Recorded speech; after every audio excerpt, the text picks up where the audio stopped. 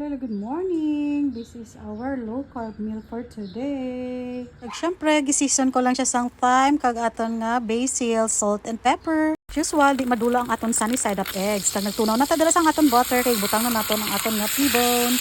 Dalawa ka bilog, kay tag-isa ka ni kuya. Kag nag-change ang color niya, siling ni kuya lutuon gidaw mayo. Dati gilidakaon sila sang medium rare, baw subong rare na gid. Arat na gidol, luto na siya. Good morning, this is our low carb meal. Steak, yung pinaksiw na leftover, and our protein eggs and salad. That's it. Our low carb meal, my steak, eggs, salad, and vegetables. Tapos meron ang leftover na paksiw. Let's eat.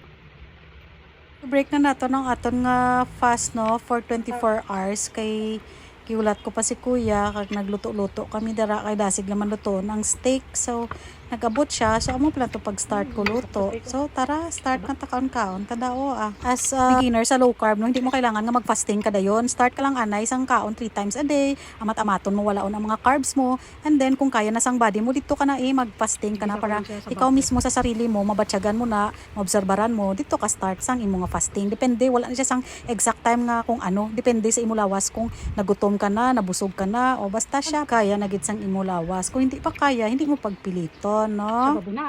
Thanks for watching. Busog kami. Bye.